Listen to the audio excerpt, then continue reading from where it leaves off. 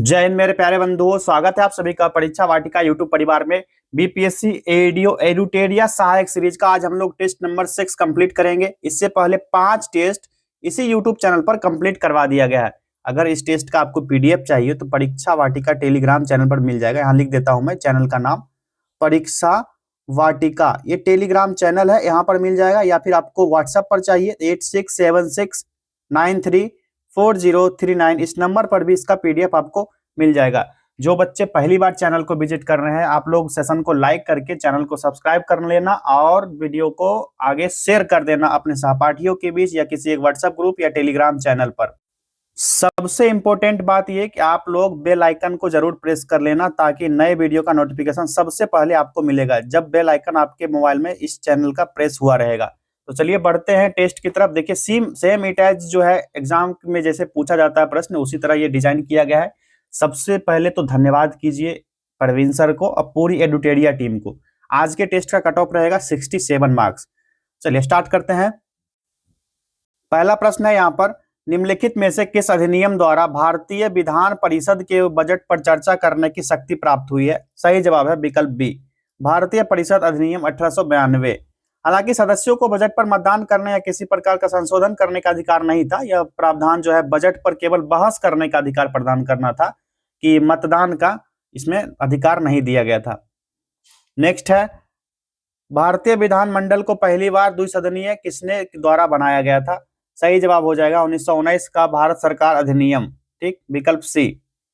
Next question है, वह कौन सा अधिनियम था जिसने पहली बार भारतीयों को अपने देश के प्रशासन में कुछ भाग लेने का प्रयास किया? सही जवाब इसका हो जाएगा ऑप्शन ए, चार्टर अधिनियम 1833, जो सिविल सेवक के चयन के लिए खुली प्रतियोगिता का आयोजन शुरू करने का प्रयास था। इसमें कहा गया कि कंपनी में भारतीयों को किसी पद, कार्यालय और रोजगार को हासिल करने से वंचित नहीं किया जाएगा। हालांकि बोर्ड डायरेक्टर्स के विरोध में इसके कारण इस प्रावधान को समाप्त कर दिया गया था। नेक्स्ट क्वेश्चन है, भारत को संविधान देने का प्रस्ताव संविधान सभा द्वारा कब अपनाया गया था? इसका सही जवाब हो जाएगा 22 जनवरी 1947 को, विकल्प बी, ठीक। और यह प्रस्ताव जो है 13 दिसंबर 1946, 13 दिसंबर 1946 को पंडित जवाहरलाल नेहरू द्वारा संविधान सभा में प्रस्तुत किया गया। और इस प्रस्ताव में स्वतंत्र, संप्रभु और गणतंत्र भारत के मूलभूत सिद्धांत और दर्शन को रेखांकित किया गया था। नेक्स्ट क्वेश्चन है, भारतीय संविधान का प्रथम प्रारूप तैयार किया गया था। ये कब तैयार किया गया था? ये तैयार किया गया था अक्टूबर 1947 में बी.एन. राव द्वारा। इनके द्वारा बी.एन. राव के द्वारा। संविधान सभा द्वारा स्थापित मौलिक अधिकारों और अल्पसंख्यकों हेतु सहायक समिति के अध्यक्ष कौन थे? इसका सही जवाब हो जाएगा इसका विकल्प बी, सरदार पटेल, ठीक है, सरदार पटेल। और इस मुख्य समिति के अंतर्गत उप समितियां भी थी, जैसे मौलिक अधिकार उप समिति के अध्यक्ष जेबी कृपलानी और अल्पसंख्यक उप समिति के अध्यक्ष कौन बने थे? एच.सी. मुखर्जी बने थे। किस वाद के फैसले में सर्वोच्च न्यायालय ने सर्वप्रथम यह घोषित किया कि उद्देशिका संविधान का हिस्सा नहीं है? नहीं को यहाँ पर नोट आउट कीजिए और देखिए इसका आंसर क्या होगा। बेरूबारी मामला था, 1960 में आया था ये बेरूबारी यूनियन मामला। इसमें निर्णय दिया गया कि संविधान की उद्देशिका जो है संविधान का हिस्सा नहीं है और इसे संशोधित नहीं किया जा सकता है। हालांकि बाद में 1973 में आया था ये वाला केशवानंद भारती केस। केशवानंद भारती केस में जो पूर्व का निर्णय था कि यह हिस्सा नहीं है, इसको पलट दिया गया और न्यायालय ने घोषित किया कि उद्देशिका संविधान का ही पार्ट है और यह संशोधनीय है, बशर्ते यह मूल संरचना को प्रभावित ना करे, यानी मूल ढांचा इसमें चेंज ना हो, तब जाकर के इसको चेंज किया जा सकता है। नेक्स्ट क्वेश्चन है, भारत के संविधान के उद्देश्यों में से आर्थिक न्याय का उपबंध निम्न में से किसमें किया गया है? राइट आंसर हो जाएगा विकल्प बी, उद्देशिका और राज्य की नीति निर्देशक तत्व में। आर्टिकल 38, जिसमें राज्य लोक कल्याण के अभिवृद्धि के लिए सामाजिक व्यवस्था बनाएगा, यह सुनिश्चित करेगा कि जिसमें सामाजिक, आर्थिक और राजनीतिक न्याय हो और आय, सुविधाएं, अवसर की समताओं जो होते हैं उसको बनाए रखने का प्रयास करेगा, जो अब असमानताएं हैं उसको कम करेगा, ठीक। उसी तरह है आर्टिकल 39, कौन सा? अनुच्छेद 39, यह विशेष रूप से आर्थिक न्याय पर केंद्रित है और राज्य सुनिश्चित करेगा कि राज्यों नागरिकों को आजीविका के पर्याप्त साधन प्राप्त हो, धन और उत्पादन के साधन का सामुदायिक हित में वितरण हो और धन और उत्पादन के साधनों का संकेंद्रण ना हो पाए, किसी एक आदमी के पास इकट्ठा ना हो पाए धन, और पुरुष और महिलाओं दोनों के लिए समान कार्य के लिए समान वेतन हो और श्रमिक के स्वास्थ्य और शक्ति की सुरक्षा दी जाए, ये कहता है आर्टिकल 39। ठीक, इसी तरह आर्टिकल 41 आप लोग देख लीजिएगा। ठीक, आर्टिकल 41 और 43 आर्टिकल देखना है, और आर्टिकल 43 क्लॉज ए आपको देखना है। ये इंपॉर्टेंट आर्टिकल्स हैं। ठीक, चलिए आगे बढ़ते हैं। क्वेश्चन नंबर 9, भारत में एक नया राज्य सृजित करने वाले विधेयक को पारित होने के लिए अनिवार्य है। इसका सही जवाब हो जाएगा संसद में साधारण बहुमत द्वारा, विकल्प बी। ठीक, जो आर्टिकल 3 है, आर्टिकल 3, इसमें किसी नए राज्य के निर्माण, मौजूदा राज्य की सीमा और क्षेत्र या नाम बदलने की शक्ति संसद को दी गई है। ठीक, नेक्स्ट क्वेश्चन है, यदि भारतीय संघ में एक नए राज्य का सृजन किया जाना है तो संविधान की किस अनुसूची का संशोधन करना आवश्यक होगा? सही जवाब इसका हो जाएगा प्रथम अनुसूची, विकल्प डी राइट आंसर हो गया। जो भारतीय संविधान का अनुच्छेद 2 है, ठीक, और 3 इसके तहत एक नया राज्य बनाती है, और एक राज्य के नाम को शामिल करने, सीमाओं को अपडेट करने और पहली अनुसूची में संशोधन करना अनिवार्य होता है। इस प्रकार नया राज्य बनाने के लिए इस अनुसूची को संशोधित करना आवश्यक हो जाएगा। निम्न में से कौन नागरिकता के अर्जन हेतु शर्तों को नियत करने के लिए सक्षम है? इसका सही जवाब हो जाएगा विकल्प डी संसद। 2003 के संशोधन के बाद भारत ने किस नागरिकता संशोधनांत का अधिक कड़ाई के साथ पालन करना शुरू किया? इसका राइट आंसर होगा रक्त संबंधी नागरिकता। ठीक, विकल्प बी। 2003 का जो नियम था, और इसमें 1955 के नियम में संशोधन किया गया था। क्लियर है? निम्नलिखित में से कौन पंचायतों की संरचना से संबंधित उपबंध करने के लिए अधिकृत है? राइट आंसर होगा राज्य का विधानमंडल। कौन सा? राज्य का विधानमंडल इसके लिए अधिकृत है। और पंचायतों की संरचना जो है या गठन जो है, इससे संबंधित उपबंध के लिए राज्य का विधानमंडल अधिकृत होता है। और संवैधानिक आधार की बात कही जाए तो भारतीय संविधान का जो पार्ट 9 है, भाग 9 है, इसमें इसका शीर्षक जो है पंचायत है। और 73वां संविधान संशोधन बलवंत राय मेहता समिति आपको याद होगा। ठीक, 73वां संविधान संशोधन कब हुआ? 1992। चलिए नेक्स्ट क्वेश्चन है, संविधान के अनुच्छेद 19 में प्रदत्त 7 अधिकारों में से संपत्ति के अधिकार को किस वर्ष समाप्त कर दिया गया? जो मौलिक अधिकार थे उसमें से संपत्ति के अधिकार को हटा दिया गया था 1978 ईस्वी में। ठीक है, article 19 clause 1 sub clause F में नागरिकों को संपत्ति अर्जित करने, धारण करने या फिर व्यय करने का अधिकार दिया गया था। और 44वां संविधान संशोधन हुआ था। ठीक है, कॉन्स्टिट्यूशन अमेंडमेंट एक्ट। ठीक है, 44th कॉन्स्टिट्यूशनल अमेंडमेंट एक्ट ये कब हुआ था? 1978 में। ठीक, 1978 में हुआ था। इसके बाद जो संपत्ति के अधिकार को जो है क्या किया गया? संपत्ति के अधिकार को हटा करके आर्टिकल 300 क्लॉज ए के अंतर्गत सामान्य कानूनी अधिकार बना दिया गया। ये चीजें आसान है, पहले से पता होगा आपको। अनुच्छेद 20 द्वारा प्रदत्त निम्नलिखित कथनों पर विचार करें। सही जवाब हो जाएगा यहाँ पर।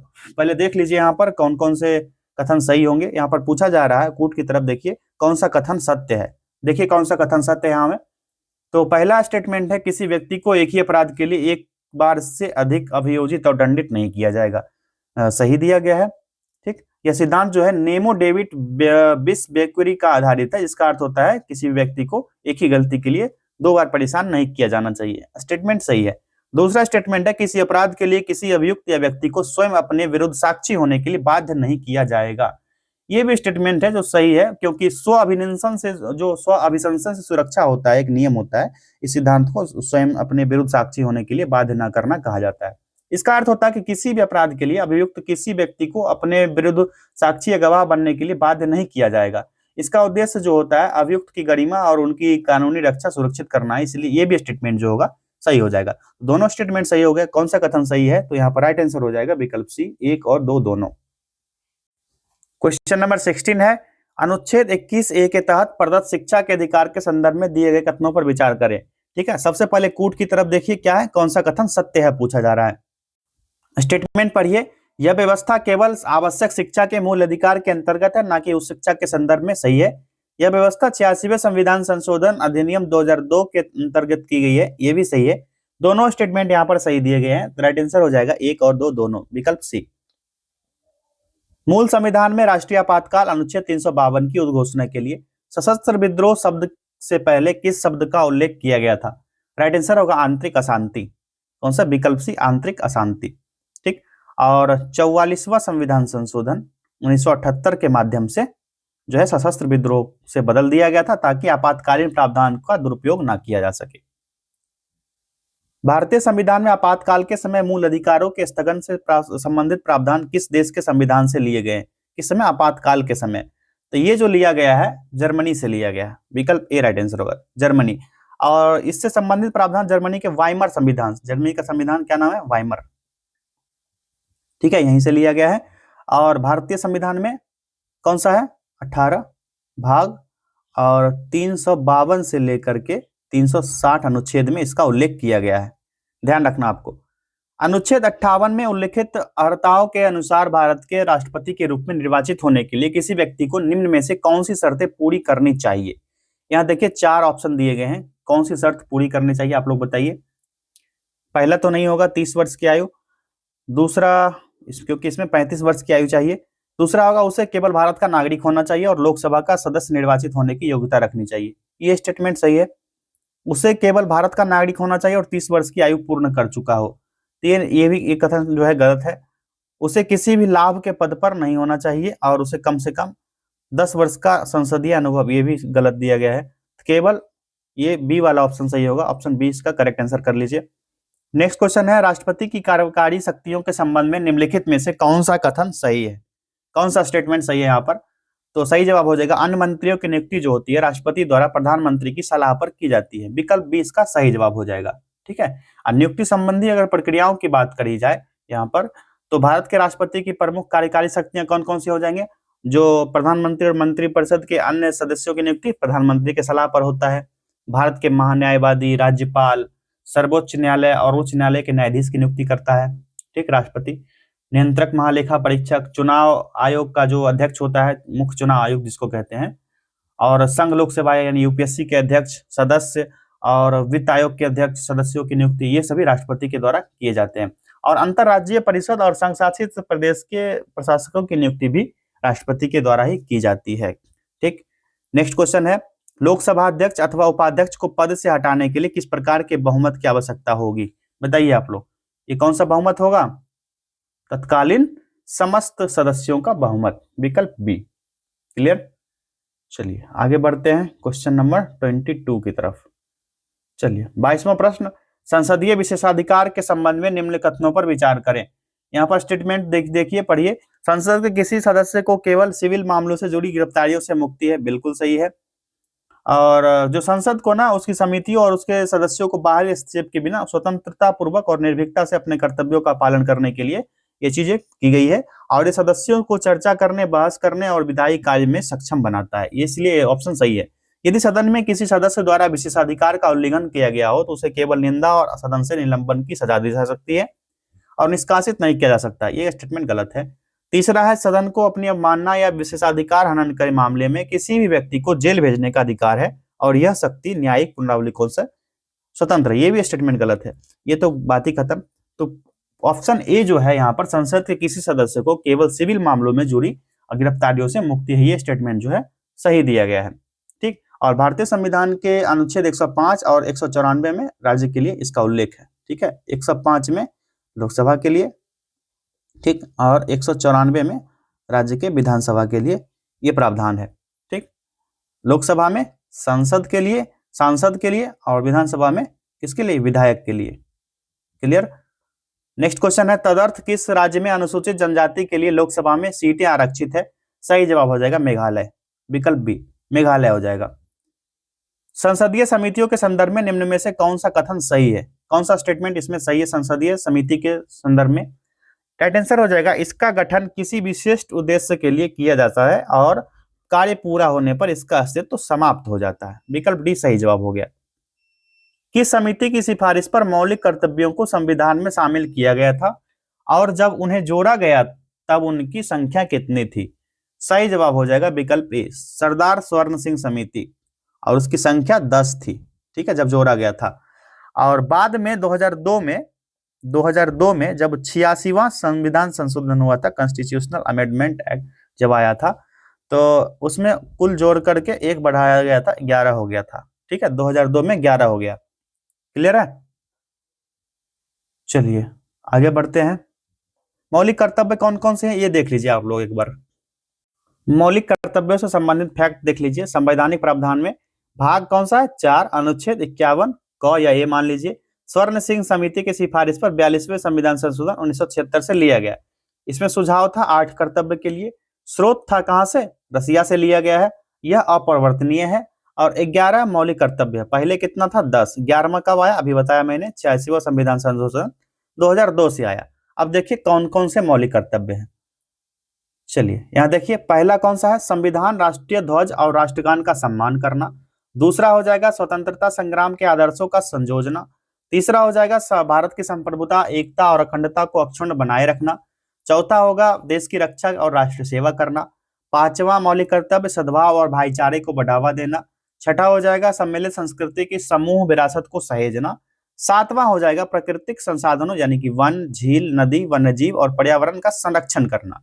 आठवां वैज्ञानिक सोच व मानवता का विकास करना। नौवां हो जाएगा सार्वजनिक संपत्ति की सुरक्षा और हिंसा का त्याग करना। 10वां हो जाएगा सभी क्षेत्रों में उत्कर्ष की ओर बढ़ने का प्रयास करना। और आखिरी और 11वां हो जाएगा 6 से 14 वर्ष के बच्चों को अभिभावकों द्वारा शिक्षा का अवसर उपलब्ध कराना। ठीक है, तो ये थे हमारे मौलिक कर्तव्य। इसको आप लोग स्क्रीनशॉट ले लीजिए या बाकी आपको पीडीएफ मिल जाएगा परीक्षा वाटिका टेलीग्राम चैनल पर, या ये नंबर है 8676934039। इस नंबर पर भी आपको इसका पीडीएफ मिल जाएगा। चलिए बढ़ते हैं अगले प्रश्न की तरफ। क्वेश्चन नंबर 26 है, भारतीय संविधान में नागरिकता से संबंधित निम्नलिखित में से कौन सा मौलिक सिद्धांत निहित है? सही जवाब होगा एकल नागरिकता, विकल्प सी, 5 से 11 अनुच्छेद। ठीक, नेक्स्ट है नागरिकता अधिनियम 1955 के तहत निम्नलिखित में से कौन सी प्रक्रिया द्वारा भारतीय नागरिकता प्राप्त नहीं किया जा सकता? नहीं दिया गया, इसको नोट आउट कीजिए। देखिए इसका आंसर क्या होगा। तो जो संवैधानिक प्रावधान है किसमें है? 5 से 11 अनुच्छेद में, वो मैंने बता दिया। इसका राइट आंसर जो हो जाएगा संपत्ति अधिग्रहण द्वारा प्राप्त नहीं किया जा सकता। ठीक है, जो भारतीय नागरिकता अधिनियम है 1955। ठीक, यह अधिनियम संसद द्वारा अनुच्छेद 11 के तहत पारित किया गया। और नागरिकता से संबंधित विस्तृत जो प्रावधान है इसमें है कि नागरिकता प्राप्त करने के तरीके जन्म से हो सकते हैं, वंश अनुक्रम से हो सकते हैं, पंजीकरण द्वारा, देशीयकरण द्वारा, और किसी क्षेत्र को भारत में शामिल करने के द्वारा नागरिकता प्राप्त की जा सकती है। और खोने का तरीका क्या होगा? तो या तो खुद से त्याग दे कोई व्यक्ति, या फिर समाप्त करने या फिर वंचित करने के माध्यम से ये खोया जा सकता है। संपत्ति अधिग्रहण द्वारा जो है नागरिकता प्राप्त नहीं किया जा सकता। ठीक, लोकसभा में राज्यवार सीटों का आवंटन वर्ष 1971 की जनगणना पर आधारित है। यह निर्धारण किस वर्ष तक यथावत रहेगी? सही जवाब होगा 2026 तक, विकल्प बी।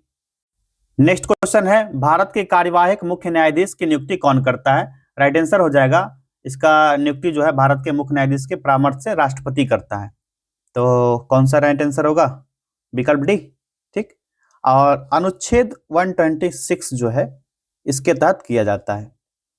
राष्ट्रपति शासन अधिकतम लगाया जा सकता है कितने दिनों के लिए? 3 वर्ष के लिए, विकल्प डी राइट आंसर होगा। कितने? 3 वर्ष के लिए। 2 कथन दिए गए जिसमें से एक को अभिकथन यानी असर्शन मान लिया, दूसरे को रीजन, उसका कारण माना गया है। अब यहाँ पर दिया गया है, बताइए। पहले अभिकथन पढ़िए, यहाँ पर अभिकयन नहीं, अभिकथन होगा, अभिकथन। वित्त आयोग के अध्यक्ष व सदस्यों की योग्यताओं का निर्धारण भारत का राष्ट्रपति करता है। क्या है? असर्शन क्या है? गलत दिया गया है। रीजन क्या दिया गया है? यहाँ पर अध्यक्ष व सदस्यों की नियुक्ति भारत के राष्ट्रपति द्वारा होती है। सही है, तो यहाँ पर क्या कहा? सही उत्तर का चयन कीजिए। असर्शन गलत है, रीजन सही है। असर्शन गलत, रीजन करेक्ट, विकल्प डी सही जवाब होगा। यहाँ पर जो वित्त आयोग के अध्यक्ष और सदस्यों की नियुक्ति है ना राष्ट्रपति द्वारा किया जाता है। ठीक है, राष्ट्रपति द्वारा किया जाता है आर्टिकल 280 के तहत। और सदस्यों की योग्यता का निर्धारण संसद द्वारा किया जाता है। योग्यता संसद द्वारा निर्धारित किया जाता है। क्लियर है? भारत में अंतरराज्यीय परिषद की स्थापना किस अनुच्छेद के तहत की जाती है? बताइए किस अनुच्छेद के तहत होता है ये? अनुच्छेद 263 यानी 263 के तहत स्थापित किया गया है, जिसका उद्देश्य है केंद्र और राज्यों के बीच सहयोग और समन्वय को बढ़ावा देना। स्थापना इसका कब हुआ था? इसकी स्थापना की गई थी 28 मई 1990 को। साथियों तबीयत सही नहीं है, इस वजह से थोड़ी सी दिक्कतें आप लोग को आ रही होगी वॉइस में। नेक्स्ट क्वेश्चन देखिए, लोकसभा में किसी विधेयक को धन विधेयक के रूप में प्रमाणित करने का अंतिम अधिकार किसके पास है? राइट आंसर है लोकसभा अध्यक्ष के पास, विकल्प ए। आर्टिकल 110 यानी 103 क्लॉज 3 के अनुसार यह अंतिम होता है और इसे किसी भी अदालत में चुनौती नहीं दी जा सकती है। नेक्स्ट क्वेश्चन है, भारत के संविधान में बुनियादी संरचना के सिद्धांत को किस ऐतिहासिक मामले में प्रतिपादित किया गया था? यह था केशवानंद भारती बनाम केरल राज्य का केस। ठीक है, विकल्प सी सही जवाब होगा। और इसका फैसला आया था 1973 में, जिसमें 13 न्यायाधीश थे और पीठ ने 7 से 6 बहुमत को सुनाया था।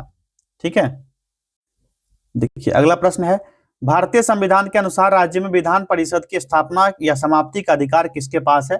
संसद के पास है। विकल्प सी सही जवाब होगा। किसके पास? संसद के पास है।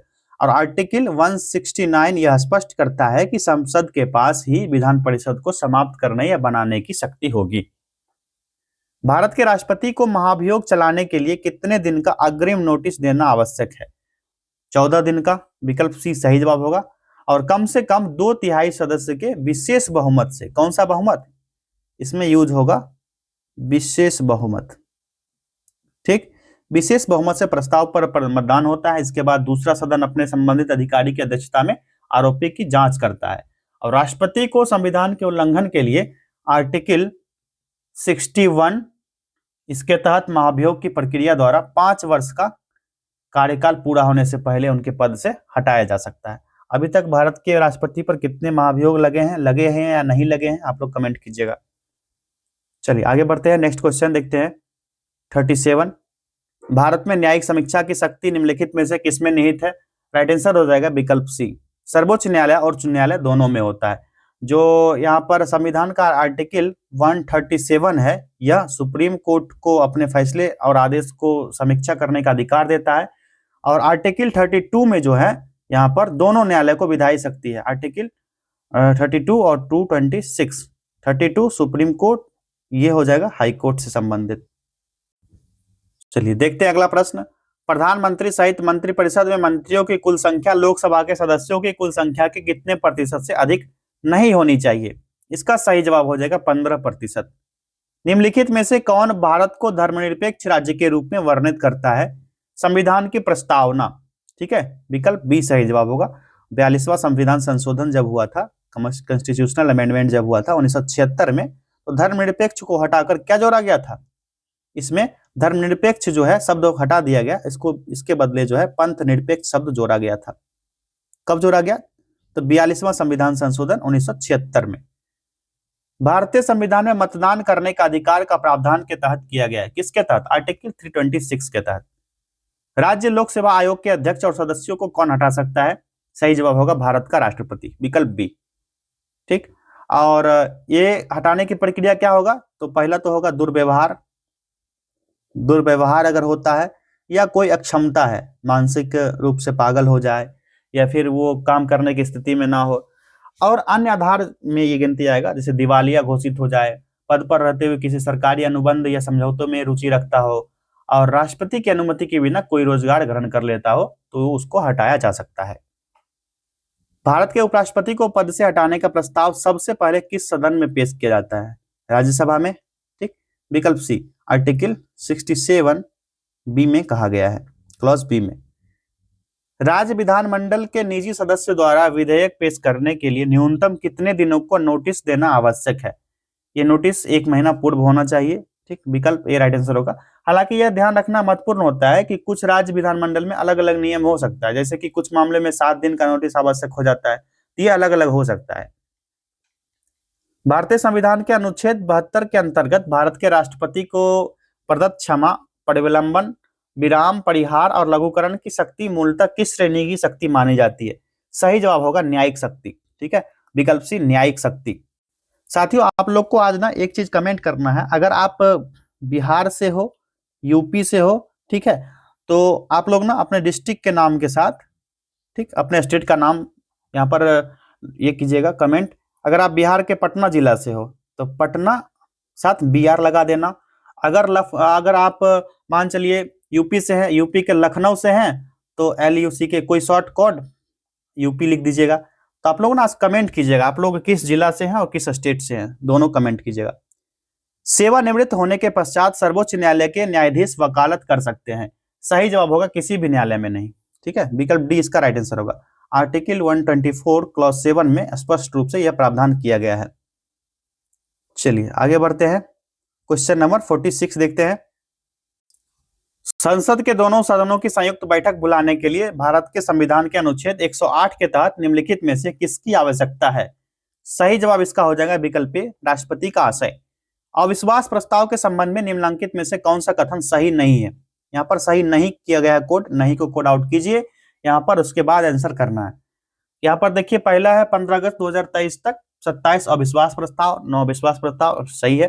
लाल बहादुर शास्त्री ने अपने कार्यकाल के प्रतिवर्ष अधिकतम अविश्वास प्रस्तावों का सामना किया, ये गलत दिया गया है। ठीक है, ये स्टेटमेंट जो है गलत दिया गया है, तो गलत कथन पूछ रहा था तो विकल्प बी यहाँ पर सही जवाब हो जाएगा। ठीक है, और अविश्वास प्रस्ताव लाने के लिए जो इसके सदस्य होते हैं लोकसभा अध्यक्ष को नोटिस देते हैं और प्रस्ताव को कम से कम 50 सांसदों का समर्थन प्राप्त होना आवश्यक होता है। ये लोकसभा का नियम है, लोकसभा रूल में आता है 198, रूल नंबर 198 के तहत। निम्न में से कौन भारतीय संविधान के अंतर्गत मौलिक कर्तव्यों में सम्मिलित नहीं है? यहाँ पर नहीं दिया गया है फिर से, तो राइट आंसर होगा हमारी सामाजिक संस्कृति की गौरवशाली परंपरा का महत्व समझना और उसका परिरक्षण करना। शिक्षा का अधिकार मौलिक अधिकारों में सम्मिलित किया गया है। सही जवाब इसका क्या हो जाएगा? 86वां संविधान संशोधन 2002 के द्वारा, विकल्प सी सही जवाब है। ठीक, और नया मौलिक अधिकार जब आया था तो इसमें संशोधन करके संविधान में आर्टिकल 21 क्लॉज ए जोड़ा गया, जिसमें राज्य के 6 से 14 वर्ष तक के सभी बच्चों के लिए निःशुल्क और अनिवार्य शिक्षा प्रदान करना राज्य का कर्तव्य होगा। ठीक है, राज्य का अधिकार होगा और राज्य कानून इसको निर्धारित करेगा। निम्नलिखित में से वे कौन से मूल अधिकार हैं जो केवल भारतीय नागरिकों को प्राप्त है? सिर्फ भारतीयों को। 15, 16, 19, 29, 30। ठीक है, इसको तो कंठस्थ करना है आपको। मौलिक अधिकार भाग 3 में है। ठीक, कितने मौलिक अधिकार हैं? 6। 7वां कौन था? संपत्ति का अधिकार, हटाकर क्या किया गया उसको 300 क्लॉज ए में कानूनी यानी वैध अधिकार बना दिया गया। चलिए अगला प्रश्न है, मिलान करने एक तरफ आयोग समिति दिया गया, दूसरी तरफ उसका वर्ष है, किस वर्ष उसका गठन किया गया। पहला क्या है? तो प्रथम प्रशासनिक सुधार समिति, ये हुआ था 1966 में। सरकारी आयोग का गठन कब किया गया था? तो सबसे पहले ना इसको जानते चलते हैं। प्रथम प्रशासनिक सुधार आयोग 1966 में गठित हुआ था। 6 सदस्यीय भारत के प्रथम प्रशासनिक सुधार आयोग का गठन किया गया था, इसमें 6 मेंबर थे, 6 सदस्य। सरकारी आयोग जो है, सरकारी आयोग, तो इसका गठन किया गया था 1983 में। ठीक है, 1983 में। और इस आयोग की रिपोर्ट के अध्ययन के लिए MC सीतलवाड़ के अधीन एक दल का गठन किया गया था और अंतिम रिपोर्ट जो है 1969 में दे दिया गया था। किसका? ये था पुंछी आयोग का। ठीक, सॉरी, राजमन्नार समिति का। नेक्स्ट है MM पुंछी आयोग जो है, MM पुंछी आयोग, तो ये आया था 2007 में। उसके बाद 1969 राजमन्नार समिति। क्लियर है? 1969 में ना तमिलनाडु सरकार जो DMK था, डॉक्टर PV राजमन्नार की अध्यक्षता में केंद्र सरकार संबंध की समीक्षा करने के लिए और राज्य को स्वायत्तता दिलाने के लिए संविधान में संशोधन का सुझाव दिया था, जिसमें 3 सदस्यीय समिति का गठन किया था इन्होंने। कितने? 3 सदस्यीय समिति का। तो इसका राइट आंसर क्या आएगा? 4, 1, 2 एंड 3। कूट देखते हैं 4, 1, 2 एंड 3 कौन सा है? विकल्प बी सही जवाब होगा, 4, 1, 2 एंड 3। चलिए आगे बढ़ते हैं। अब क्वेश्चन नंबर 52 देखिए, निम्नलिखित में से कौन सा समवर्ती सूची का विषय है? समवर्ती सूची जिस पर राज्य और केंद्र दोनों कानून बना सके, कौन सा होगा? जनसंख्या नियंत्रण एवं परिवार नियोजन, विकल्प सी। सूची कितने हैं? 3, संघ सूची, राज्य सूची, पहला संघ दूसरा राज्य और तीसरा हो जाएगा समवर्ती सूची। ठीक है, समवर्ती सूची। क्लियर है? राज्य सूची में कितने विषय शामिल है? मूलतः तो 66 विषय है, लेकिन 59 विषय को माना जाता है। 66 है टोटल, 59 को माना जाता है, वैध माना जाता है। और संघ सूची में 98 विषय है। कितने? 98, और मूल रूप से इसको 97 ही माना जाता है। क्लियर है? अगर समवर्ती सूची की बात की जाए तो 52 विषय इसमें शामिल है, लेकिन मूल रूप से 47 इसमें माना जाता है। एक ही व्यक्ति 2 या 2 से अधिक राज्यों का राज्यपाल भी नियुक्त किया जाता है। यह प्रावधान निम्न में से किस संविधान संशोधन में वर्णित है? यह संविधान संशोधन हुआ था 7वां संविधान संशोधन 1956। ठीक है, 7वां संशोधन अधिनियम 1956 में है। ठीक, निम्न में से कौन राज्य का सर्वोच्च विधि अधिकारी होता है? करेक्ट आंसर होगा महाधिवक्ता। किसी व्यक्ति को मुख्यमंत्री नियुक्त किए जाने के बाद विधानमंडल का सदस्य न होने पर क्या होगा? तो उसे 6 महीने के भीतर विधानमंडल का सदस्य बनना होगा। ठीक, बिहार में भी ठीक अभी एक मंत्री बने हैं, आप सभी को पता होगा, नाम नहीं लेना चाहूंगा। निम्नलिखित राज्यों पर विचार कीजिए, केवल इसका राइट आंसर क्या होगा पहले देख लीजिए, कौन सा होगा। तो क्या कह रहा है, कौन सा राज्य या राज्यों में द्विसदनीय विधानमंडल है। यहाँ पर द्विसदनीय विधानमंडल किस राज्य में है, तो ये हो जाएगा सबसे पहला तो आंध्र प्रदेश में है, ठीक, आंध्र प्रदेश में ऑलरेडी है। उसके बाद तमिलनाडु में नहीं, तेलंगाना में क्या है, हाँ तेलंगाना में है। उसके बाद कर्नाटका में हो जाएगा, महाराष्ट्र में तो ऑलरेडी है ही, उत्तर प्रदेश बिहार सब हो जाएगा, सिर्फ दूसरा नहीं होगा। 1 3 4 5 6 7, 1 3 4 5 6 7 कौन सा ऑप्शन होगा भैया, विकल्प सी। जिस प्रकार केंद्र में राज्यसभा का उसी प्रकार द्विसदनीय राज्यों में विधानसभा का कार्यकाल होता है। इसका सही जवाब हो जाएगा कौन सा, जो विधानसभा का कार्यकाल होता है, सदस्यों का कार्यकाल 6 वर्ष को होता है और विधानसभा का ना कोई कार्यकाल नहीं होता है। आर्टिकल 169 के अकॉर्डिंग किसी राज्य की विधानसभा अपने कुल सदस्यों में पूर्ण बहुमत या उपस्थित मतदान करने वाले सदस्यों के 2/3 बहुमत से प्रस्ताव पारित करके संसद को उस राज्य के लिए विधान परिषद की स्थापना या लोक कर सकती है। ये विधान परिषद का प्रावधान है। तो विधान परिषद ना अस्थायी सदन होता है, ठीक है, इसका कोई कार्यकाल नहीं होता, उसके सदस्य का कार्यकाल होता है 6 वर्ष का, ठीक है। तो यहाँ पर पूछा जा रहा है द्विसदनीय राज्यों में विधान परिषद का कार्यकाल क्या होता है, इसमें से कोई नहीं, विकल्प डी राइट आंसर होगा। क्योंकि विधान परिषद का कार्यकाल क्या होता है, ये अस्थायी होता है, ये भंग नहीं होता है विधान परिषद, या फिर राज्यसभा भी इसी तरह होता है, भंग नहीं होता है, उसके सदस्य जो होंगे उनका कार्यकाल होगा।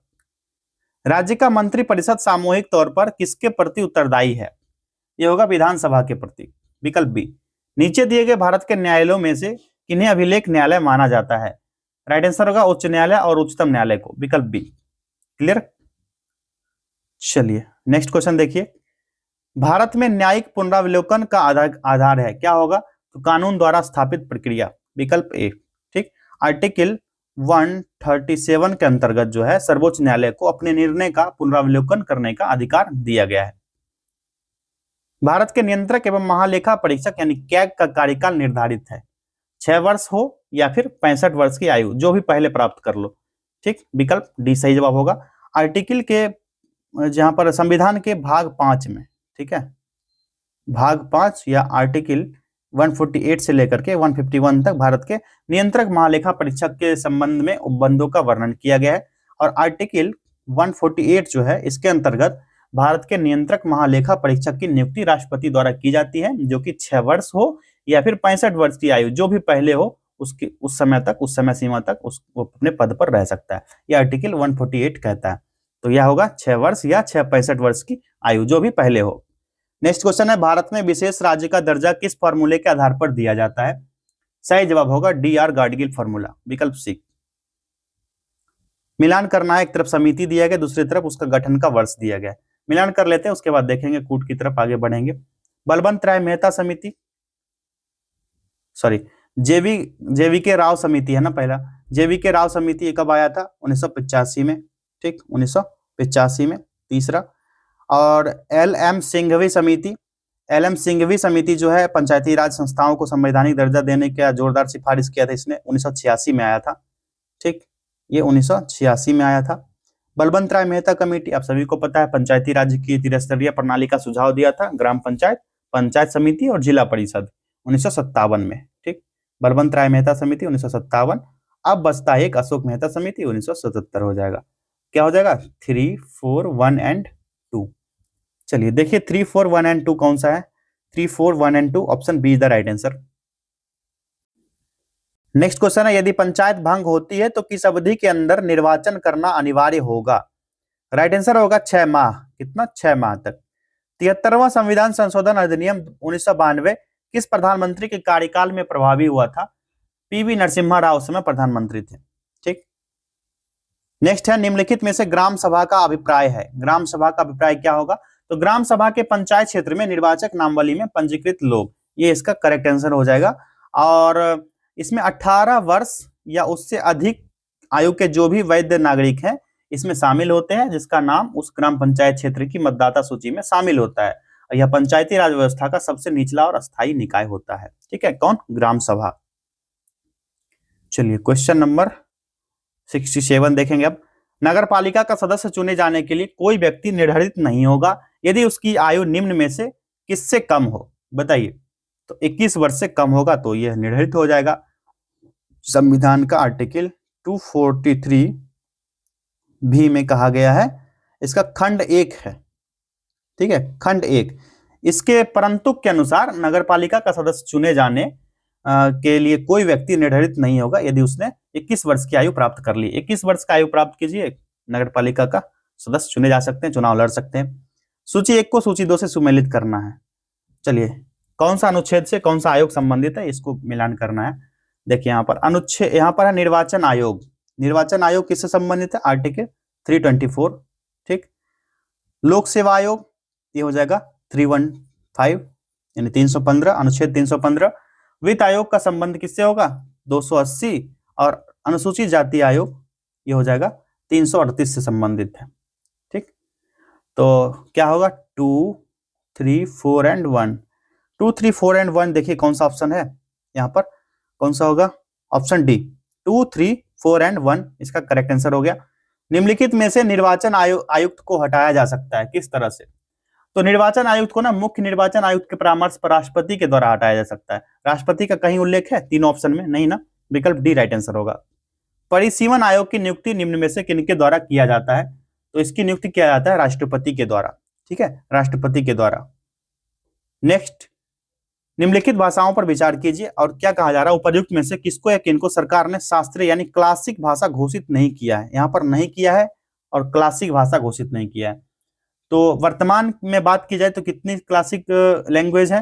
तो 11 शास्त्रीय भाषाएं हैं अभी वर्तमान में, ठीक। कितने हैं? 11। तो ये कौन कौन सी भाषाएं हैं? तो सबसे पहले तो ये देखिए ओडिया है, यहाँ पर नहीं पूछा जा रहा ना, घोषित नहीं है। तो पहले देख लेते हैं कौन कौन सा नहीं है या कौन कौन सा है, ठीक। तो ओडिया है या नहीं बताओ आप लोग? ओडिया, तो ओडिया को इसमें शामिल है, ठीक। दूसरा आता है प्राकृत, ये भी शामिल है। तीसरा आता है असमिया, ये भी शामिल है। तमिल भी शामिल है, मलयालम भी शामिल है, कोंकणी शामिल नहीं है, ठीक। मैथिली इसको भी शामिल नहीं किया गया है और संथाली भी शामिल नहीं है। 6, 7, 8 शामिल नहीं। ओडिया कब शामिल हुआ था? 2014 में, ठीक, 2014 में। प्राकृत भाषा को कब शामिल किया गया? प्राकृत भाषा शामिल हुआ था 2024 में, ठीक है, हाल फिलहाल में। असमिया को कब शामिल किया गया? 2024 में ही, ठीक। तमिल कब शामिल हुआ था? 2004 में। और मलयालम भी आया था इसी वक्त, ठीक है, मलयालम भी इसी वक्त आया था। 6, 7, 8 यानी कोंकणी, मैथिली, संथाली ये सभी नहीं होंगे। तो 6, 7, 8 देखिए ऑप्शन सी होगा। आप एक चीज नोट कीजिएगा, मैं यहां पर लिखता हूं। 2024 में जो भाषाएं सम्मिलित की गई हैं कौन कौन सी थी? मराठी, उसके बाद था प्राकृत, बंगाली और पाली था और असमिया। इन सभी भाषाओं को 2024 में शास्त्रीय भाषा में शामिल किया गया, ठीक। तमिल को शामिल किया गया था कब? 2004 में, ठीक। तमिल 2004 में यहाँ पर लिखा था मैंने, अभी 2004 में। प्राकृत तो भी बताया मैंने। और एक आप यहाँ पर नोट कीजिए और जोड़िए, कन्नड़ भाषा शामिल है। कन्नड़ कब शामिल किया गया था? 2008 में, ठीक।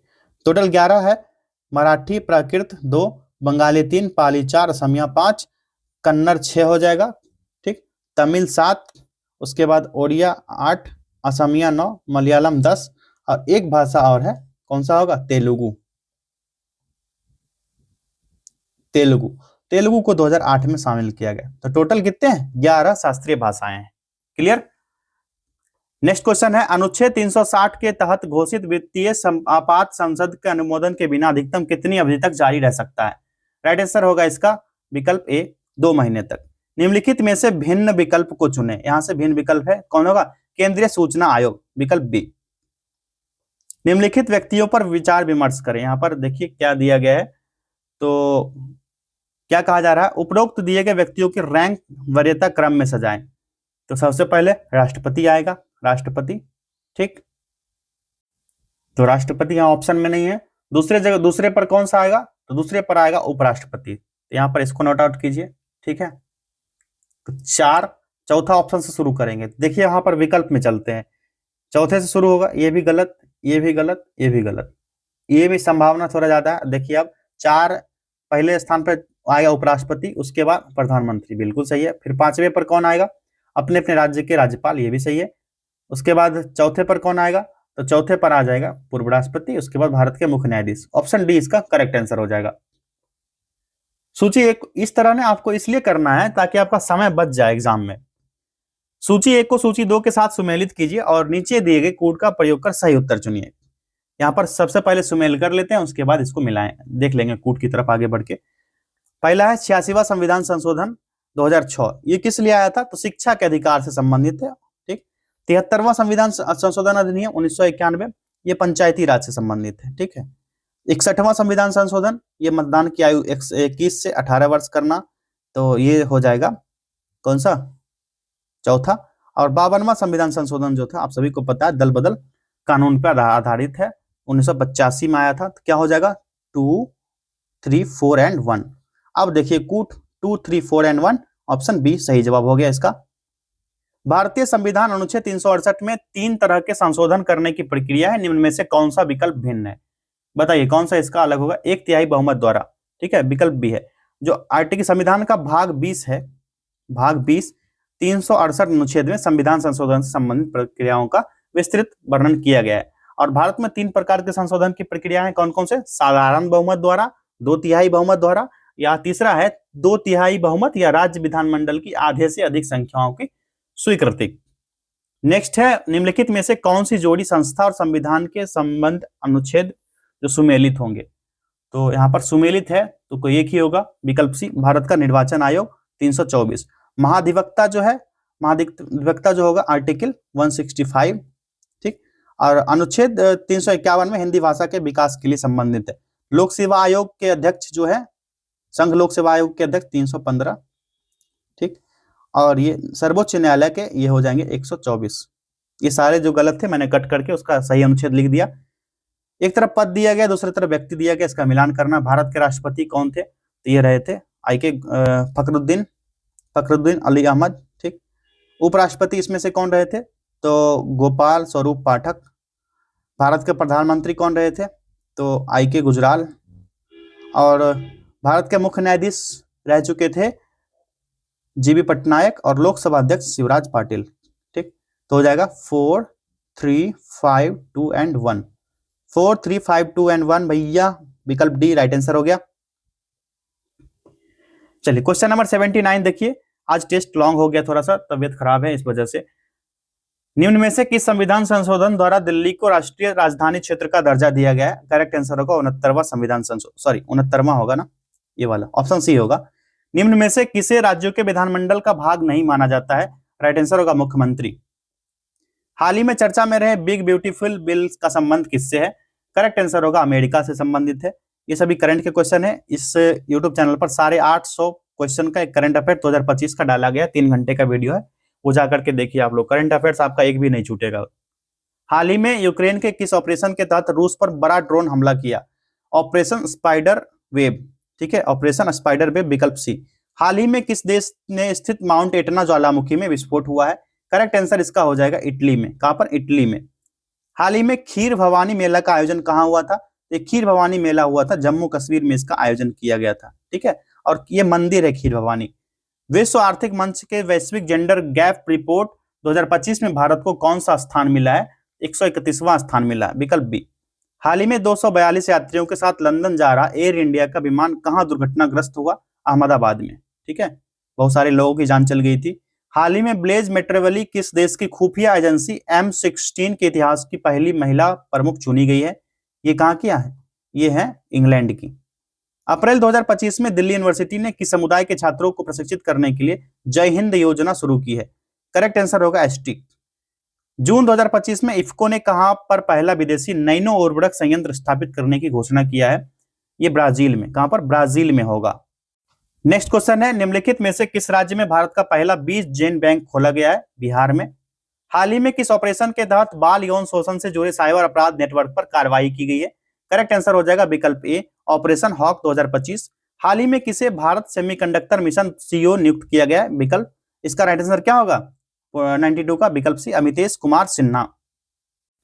साथियों, परीक्षा वाटिका के द्वारा एडीओ का टेस्ट सीरीज चल रहा है, अभी ऑफर चल रहा है 225 का। इस ऑफर को आप लोग अच्छे से फायदा उठाइए। इसमें 2 साल के करंट अफेयर्स और सेक्शनल टेस्ट 180 टेस्ट दिएंगे। ये बूस्टर पैक है और एक टेस्ट सीरीज हम लोग के द्वारा लॉन्च किया गया है, वो भी मैं यहाँ शो करा देता हूँ। जिन बच्चों के पास ज्यादा समय नहीं है, जो कहीं काम कर रहे हैं या फिर उनके पास ज्यादा समय नहीं मिल पाता है, वो सुपर 40 टेस्ट ज्वाइन कीजिए। 40 टेस्ट इसमें करवाए जाएंगे, 10 फुल मॉक टेस्ट और 30 जो होगा सब्जेक्ट वाइज यानी सेक्शनल टेस्ट होगा। ठीक है, इसको ज्वाइन कीजिए। इसका ऑफर चल रहा है 149 का भी ऑफर चल रहा है। 26 नवंबर से ये टेस्ट स्टार्ट हुआ, ज्यादा टेस्ट नहीं हुआ, आप लोग ज्वाइन कर सकते हो। चलिए बढ़ते हैं नेक्स्ट क्वेश्चन की तरफ। क्वेश्चन नंबर 93, हाल ही में पीएम मोदी ने कहां पर वेंजिजम बंदरगाह का लोकार्पण किया है? करेक्ट आंसर होगा तिरुवनंतपुरम, विकल्प सी। हाल ही में रम्मन उत्सव कहां मनाया गया था? रम्मन उत्सव मनाया गया था उत्तराखंड में। हाल ही में चर्चित लकुंडी स्मारक कहां स्थित है, जिसे यूनेस्को की विश्व धरोहर सूची में शामिल करने का प्रस्ताव रखा गया है? करेक्ट आंसर इसका हो जाएगा कौन सा? इसका राइट आंसर होगा कर्नाटक। ठीक है, विकल्प ए। नेक्स्ट है, भारत का पहला गोल्ड सिक्का द्वारा सोना पिघलाने की एटीएम का अनावरण कहां किया गया है? इसका राइट आंसर हो जाएगा इसका हैदराबाद, विकल्प ए हैदराबाद। ठीक, हाल ही में जारी मानव विकास सूचकांक में कौन सा प्रथम स्थान पर है? करेक्ट आंसर होगा आइसलैंड। कौन? आइसलैंड।